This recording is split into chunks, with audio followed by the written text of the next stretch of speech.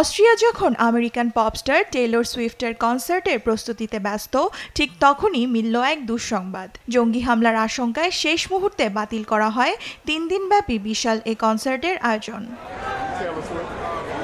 ইরাস ট্যুরের অংশ হিসেবে বৃহস্পতিবার থেকে শনিবার রাজধানী ভিয়েনার আর্নস্ট হ্যাপেল স্টেডিয়ামে অনুষ্ঠিত হওয়ার কথা ছিল টেইলর সুইফটের কনসার্ট। আগে থেকেই টিকিট কাটে হাজারো ভক্ত, তবে কনসার্টে হামলার পরিকল্পনায় ভেস্তে যায় পুরো আয়োজন। হামলার সাথে জড়িত থাকার অভিযোগে অস্ট্রেলিয়ান বংশোদ্ভূত 19 বছর বয়সী এক তরুণ সহ 2 জনকে গ্রেফতার করে পুলিশ। প্রাথমিকভাবে তারা ইসলামিক জঙ্গি গোষ্ঠীর সদস্য বলে ধারণা করা হচ্ছে। 19 বছর বয়সী তরুণকে আমরা আজ সকালে টার্নিটস থেকে আটক করেছি। অপরজনকে ভিয়েনা থেকেই গ্রেপ্তার করা হয়েছে।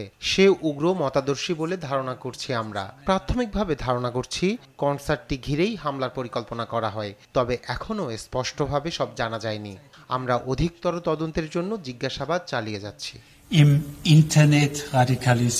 এ পরিস্থিতিতে আয়োজক বারাকুডা মিউজিক ইনস্টাগ্রামের একটি পোস্টের মাধ্যমে জানায়, নিরাপত্তার স্বার্থে কনসার্টগুলো বাতিল করা হয়েছে। দ্রুতই সবার টিকিটের টাকা ফেরত দেওয়ার আশ্বাস দেন তারা। দেওয়ান মুবাশশিরা হোসেন, নিউজ ডেস্ক, দেশ টিভি।